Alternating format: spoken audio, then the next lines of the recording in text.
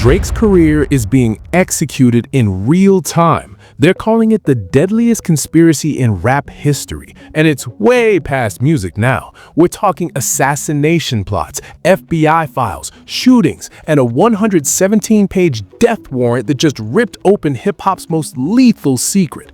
The internet is erupting because what began as bars allegedly transformed into bullets, bloodshed, and a calculated plan to obliterate a living legend. Kendrick, radio silent for over a year, but whispers say he's not hiding. He's arming the atomic bomb. Everyone thought they understood the Drake-Kendrick war. Two titans clash, crown on the line, bars fly, charts detonate. Eventually, peace. That's the lie they sold you. But now, a leaked 117-page bombshell, underground recordings, and industry death confessions just shattered that entire story. Because this transcends rap beef. This is allegedly a coordinated assassination with body count. We're witnessing armed attacks, death contracts on a child, label conspiracies, and an underground war insiders are calling the most catastrophic moment hip-hop has ever seen. And the most terrifying part? The kill shot hasn't even been fired yet. Let me detonate this truth. May 8th, 2024, 72 lethal hours after Kendrick's Not Like Us seized #1. Drake's Toronto fortress, luxury compound, maximum security, the kind of location that's impossible to breach. It's a security rotation, dead of night, the exact timing you'd strike if you had inside intelligence. From the shadows, gunfire erupts, a massacre of bullets outside the estate, one security guard fighting for his life. Absolute chaos. Police swarm like it's a war zone. But here's where reality explodes. According to the legal document buried on page 73, eyewitnesses allegedly heard Not Like Us lyrics being screamed seconds before the execution attempt. Not random gang violence, not deranged fans. Drake's lawyers claim this was a military-style operation, synchronized with the track's viral detonation. Absorb that. Song drops, charts explode, and allegedly hitmen execute on a timeline. Art doesn't mirror life anymore. Art assassinates life. TMZ leaked fragments of court files, and the internet transformed into FBI agents. They're dissecting security footage frame by frame, cross-referencing timestamps, studying the exact second Not Like Us went nuclear versus when bullets flew. And researchers swear the synchronization is too surgical to be random. But reality gets darker. Encrypted communications surfaced in Discovery allegedly reveal coordination, digital fingerprints, burner devices, IP addresses linking directly to music industry power players. Internet forensics found metadata showing communication explosions between LA and Toronto in the 48 hours before the hit. They're analyzing message architectures, tracking movements, examining flight manifests, and people claim the operation had military precision. This wasn't emotion. This wasn't impulse. It was allegedly executed like a black ops mission. Now, Drake's team isn't just saying Kendrick created a diss. They're claiming the song became a trigger code, that the lyrics, imagery, and energy of Not Like Us allegedly weaponized real-world violence.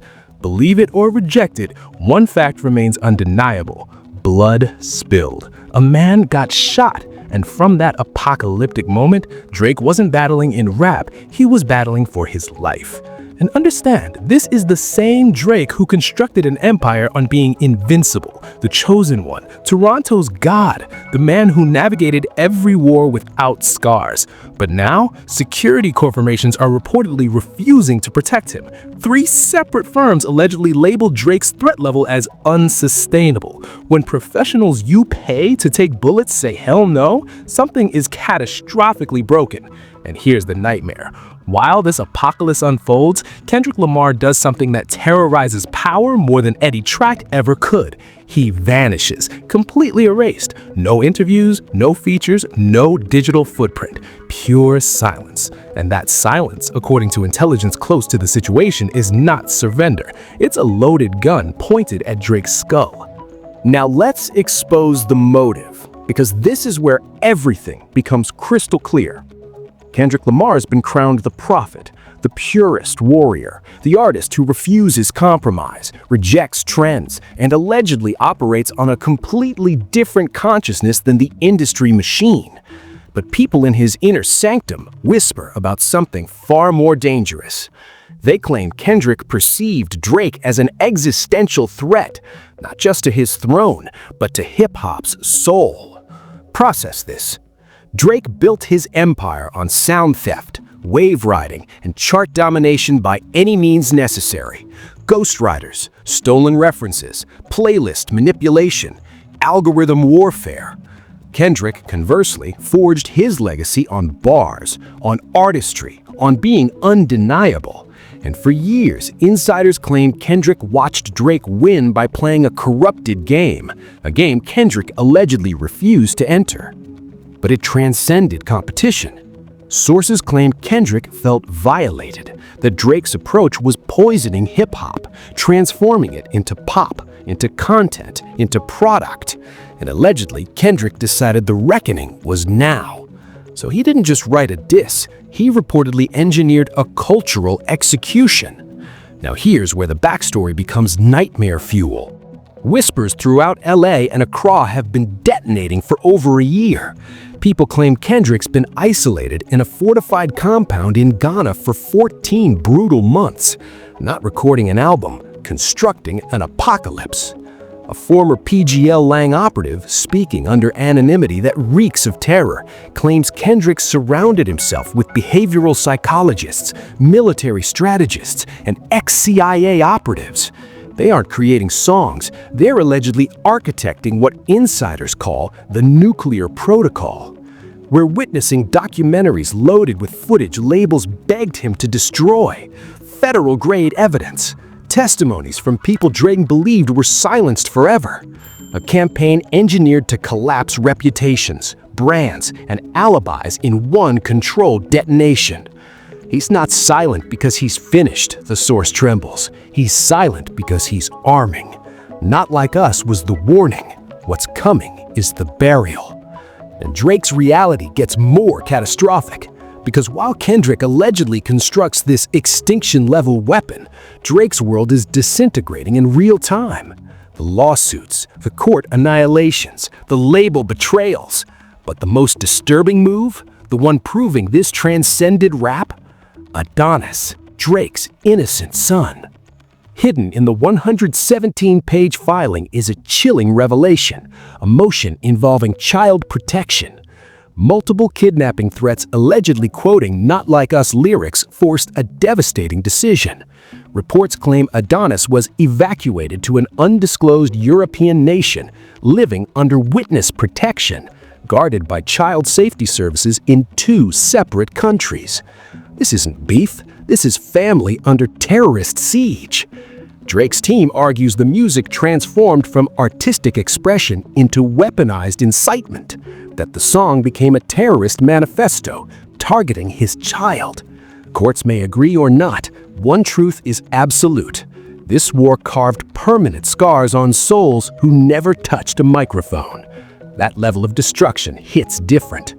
Combine all evidence and it constructs the perfect formula for something that can't be healed with apologies or follow-up tracks. This is legacy assassination, and Kendrick allegedly has zero intention of letting Drake survive it.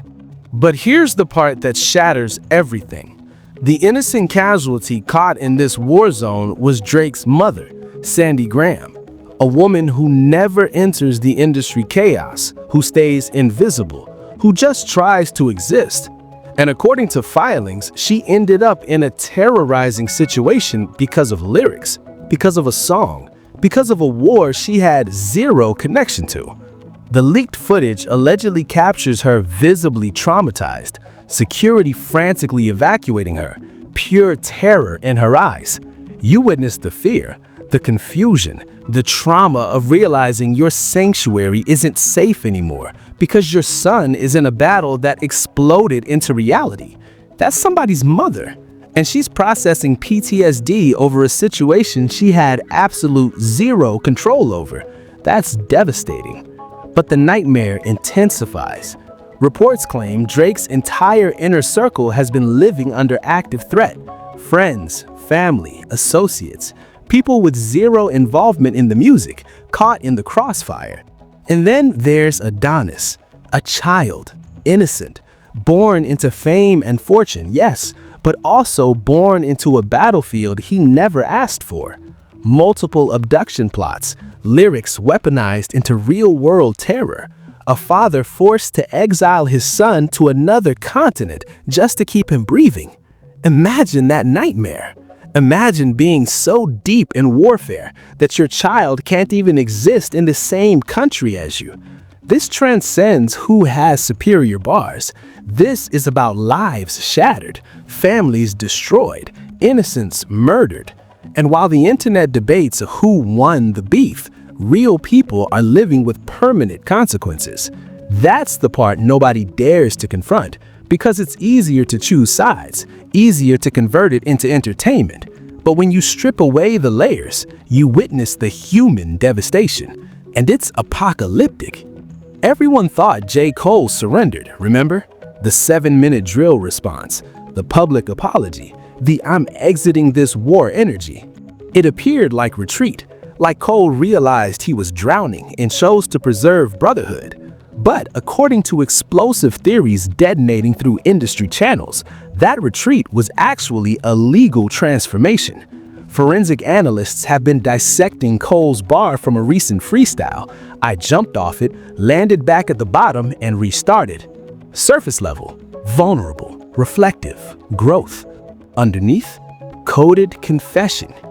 Insiders claim this bar points to a secret December 2025 summit between J. Cole and Kendrick Lamar, a classified meeting, 0 cameras, 0 witnesses, where Cole allegedly agreed to become something far more lethal than a rival, a neutral executioner. Process this bomb. By apologizing publicly and abandoning the beef, Cole didn't fold. He allegedly positioned himself as the only clean third party standing between both empires, the singular man who could enter a courtroom, take an oath, and detonate both sides with unquestionable credibility. Because here's the nuclear truth. J. Cole has years of classified history with both Drake and Kendrick. Studio confessions, private conversations, off-record admissions, text archives, voice recordings. All of that suddenly isn't brotherhood, it's testimonial ammunition. Sources claim Drake's camp is in absolute panic at the possibility of Cole on the witness stand, because Cole possesses secrets, things spoken in sacred confidence, things that were never meant to see daylight.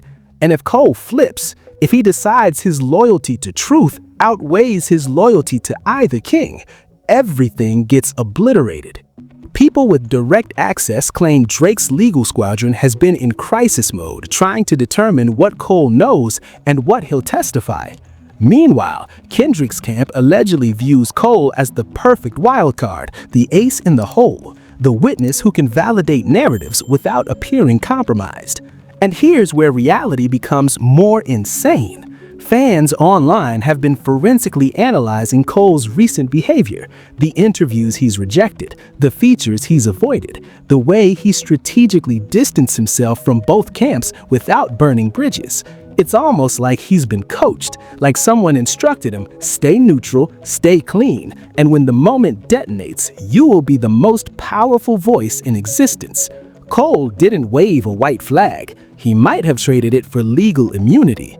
And if that's reality, if Cole genuinely is preparing to testify or go on record, then this isn't just Drake versus Kendrick anymore. This is 3 kings, 1 throne, and only one survives. Let's be brutally honest. Cole's silence is more deafening than any diss track he could have dropped, because silence in this scenario means he's listening, watching, and waiting for the moment his words trigger maximum devastation.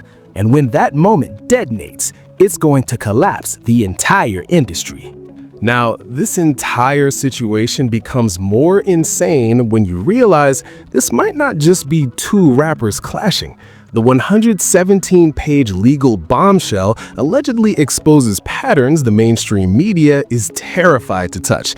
patterns suggesting this isn't random chaos, it's a system under attack from within. Let's detonate what the filing reportedly reveals. First, UMG's Emergency Crisis Protocol. 48 hours before Not Like Us drops, Universal Music Group executives allegedly convene a classified session labeled Liability Exposure Emergency. Translation? They knew something catastrophic was coming, and they were terrified of the fallout. Why would a label be petrified of a diss track? Unless they knew it wasn't just a diss track. Second, Spotify's algorithmic manipulation. Reports claim the platform's internal systems were manually altered 7 different times in 1 week surrounding the song's explosion. 7 times. Fans and engineers are calling it unprecedented. Some are calling it chart warfare under legal investigation. But here's the question nobody's asking. Who demanded those changes, and why? Third, law firms in the shadows. Anonymous credible threat intelligence flooded Toronto police in the days after the attack. And the digital trail? It allegedly connects directly to LA entertainment law firm IP addresses. Not blogs, not fan sites, law offices. Let that sink in. Legal professionals allegedly feeding intelligence to police in the middle of a rap beef. That's not fan behavior, that's warfare. Fourth, security corporations fleeing Drake. 3 separate companies refuse to renew contracts. They label the risk level catastrophic. When private security won't accept your money, you know the threat is apocalyptic. But internet investigators have been operating like federal agents, and they've uncovered even more. Flight records revealing multiple trips between LA and Toronto by unidentified individuals in the weeks surrounding the attack. Burner phone activity spiking in both cities during critical moments. Encrypted messaging platforms traced directly to industry elites. One theory gaining nuclear traction? There's a third player in this war. Not Drake, not Kendrick, a phantom pulling strings behind reality.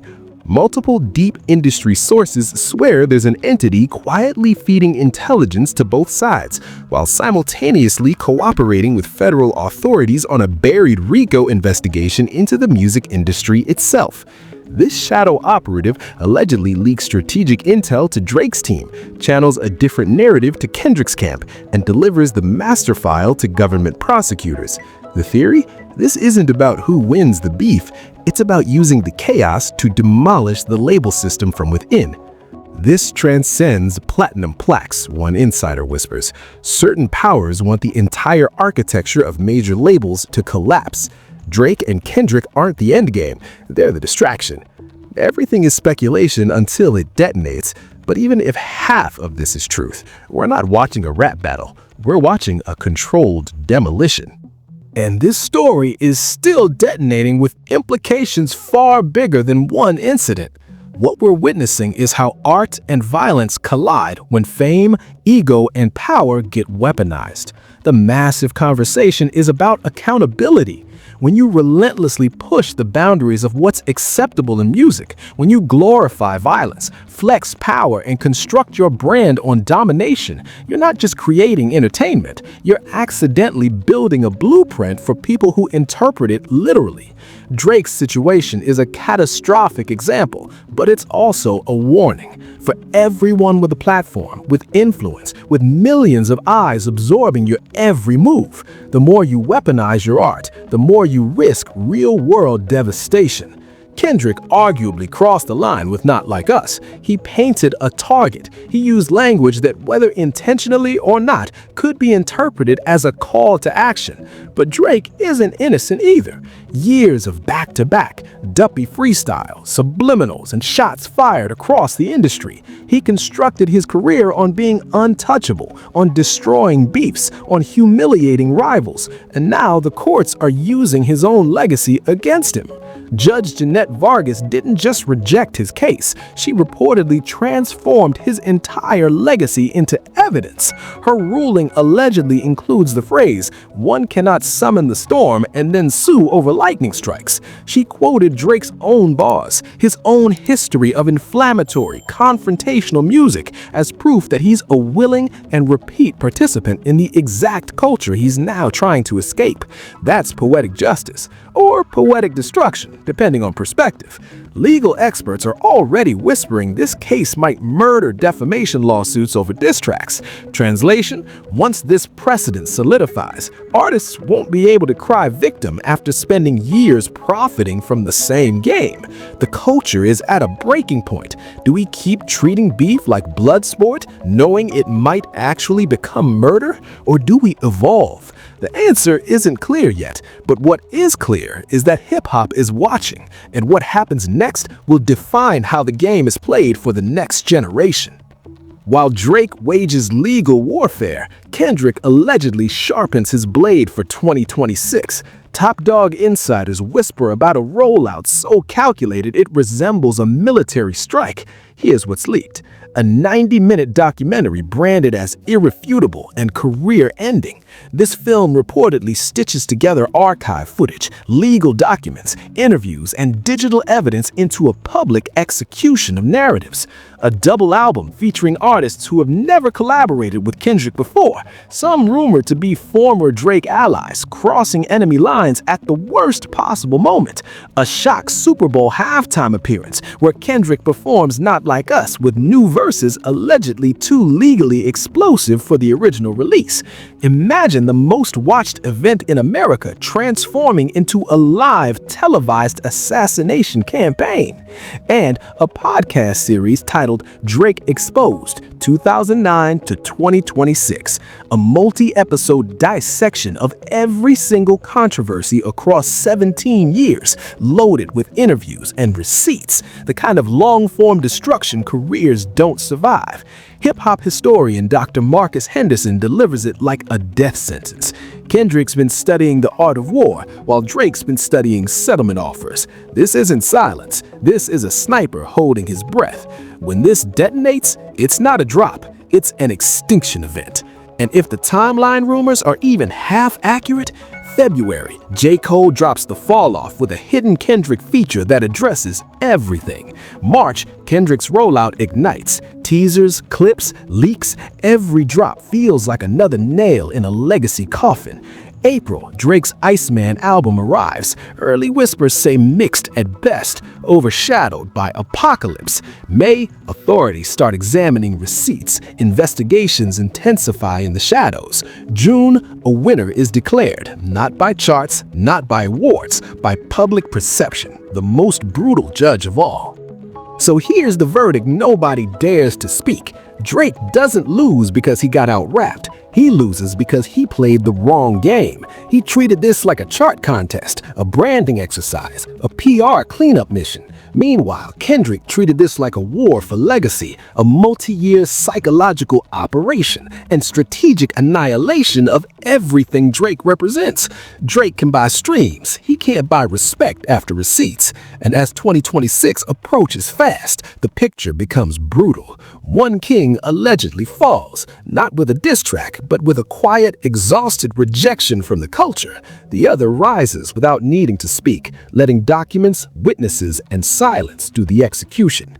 This saga is still mutating. New leaks, redacted files, whispered confessions reportedly ready to blow the lid off everything the public thinks it knows. Stay locked because this story is about to get even more insane. More details dropping, more clues surfacing, and reports say the documentary is already finished and just waiting for the perfect detonation window. So drop your thoughts in the comments. Do you think Drake can survive this? Or is Kendrick about to end an entire era? And do you think J. Cole really flipped? Or is that just internet conspiracy? Make sure you smash that like button, hit subscribe, and turn on notifications so you don't miss a single explosive update, because we're covering every twist that detonates. I appreciate you for riding with me, and I'll see you in the next one. Stay safe out there, and remember, in the age of the internet, silence isn't weakness. Sometimes it's the deadliest weapon ever loaded.